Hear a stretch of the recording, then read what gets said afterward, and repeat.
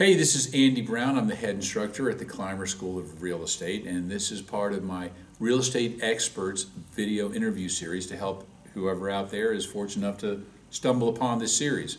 My guest today is an old buddy of mine in the business, Chris Brown. I've known Chris for a long time, going on 10 years, but Chris has been a mortgage professional in the area for over 14 years now.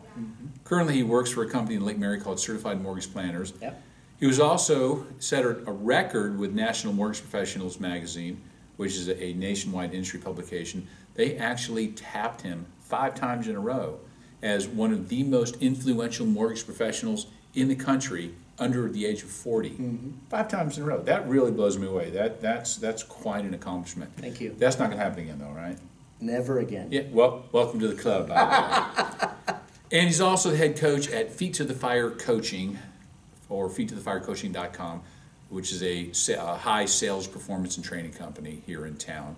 And Chris has been around for a long time. Now, at the Climer School, most of everyone we deal with doesn't have any real estate experience, and if I do my job right, they pass, which basically means they're brand new, as in 1 second, 1 minute, 1 day, 1 week in the first month.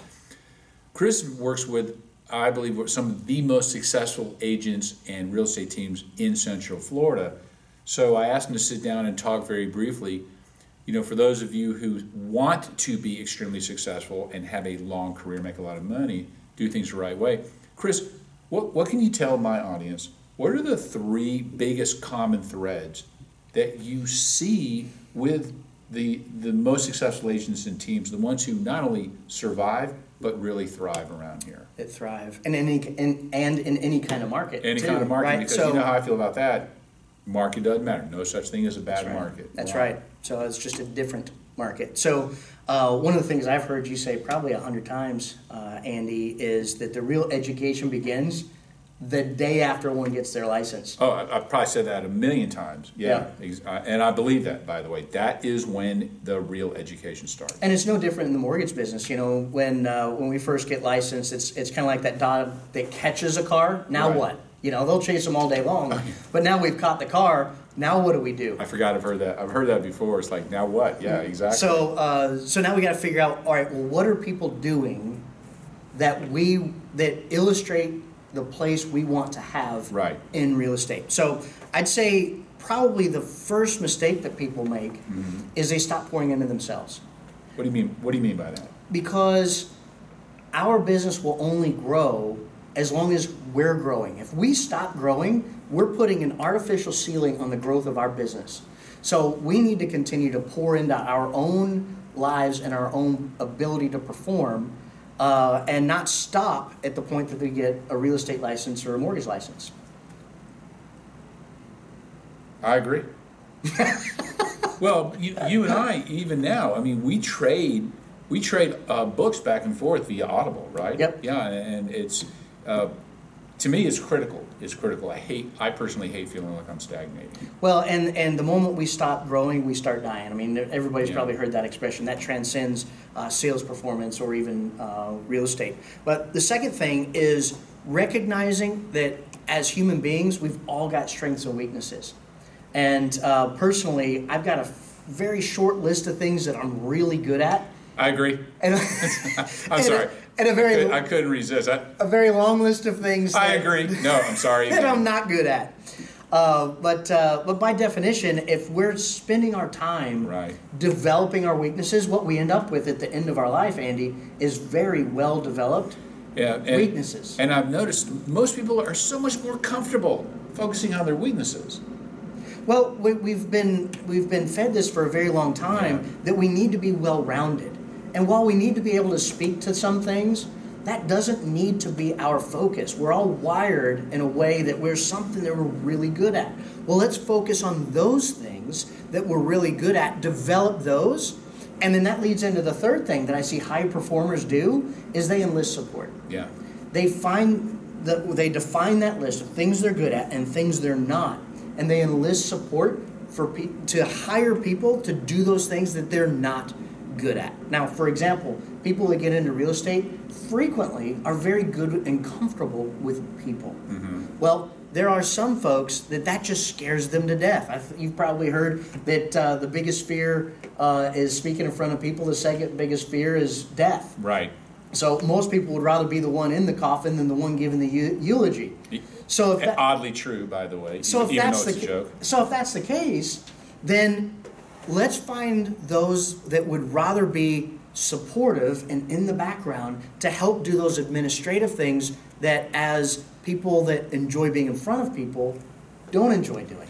You know, I learned that lesson the hard way. When I got in the mortgage business a long time ago, I had a lot of months where up and down, because what I discovered is I could bring the business in, but that was just the beginning of what happened back at the office, and I hated doing most of that stuff. It drove me crazy.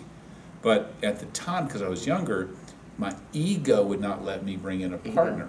And that, later on, too late, I realized if I would have brought in a partner, there were people out there who loved doing what I hated doing. Yes. And hated doing what I loved doing. And if I would have partnered with the right person, we would have had 4, 5, 6 times as many closings. I would have made 2 or 3 times as much money and had 10% less stress and a lot more free time. So, you know, anyone who wants to learn from my mistake, be my guest. And one of the things that I've heard a lot of top performers say is, I wish I would have hired somebody sooner. Yeah. And that's the challenge, right? Is because we're dealing with that balance of, well, I want to wait until I've got the mess before I bring somebody in. The challenge is it's kind of like driving with one foot on the gas pedal and one foot on the brake, because we're also fearful of that chaos and not being able to perform well. So sometimes we never get out of that that cycle. It's circular thinking. So what I encourage people to do is, don't feel like you've got to go and have a year's salary for this person stored away. This is a 90-day decision, because if they're not creating an opportunity for you to make more money within 90 days, you've got the wrong person. So if you're paying somebody $10 to $12 to $15 an hour, figure out how many hours a week you want them to start. Maybe it's not even full time. If it's 20 hours a week and it's $10 an hour, simple math, that's $200 a week.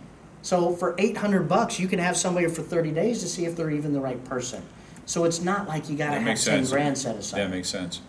And tell me if you agree with this. Way back when I was actually a full-on coaching client of other coaches, they would always tell us, you want to hire your first assistant before you absolutely need them. Yes.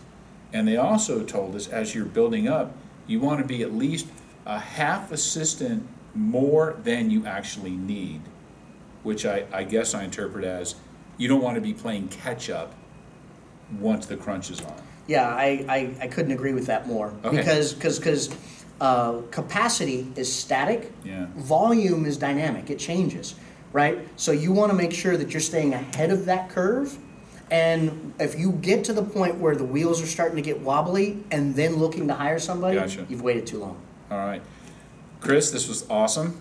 You know I love this stuff. I do too. Thank you. I know you're busy. Thank you for coming in. I appreciate this. If anybody connects with what you're saying, which I think everybody should, by the way, and they want to get a hold of you offline, what's the best way for them to do that? Great question. So email is going to be the best way to do that, Okay. and they can simply reach me at chris@feettothefirecoaching.com. Beautiful.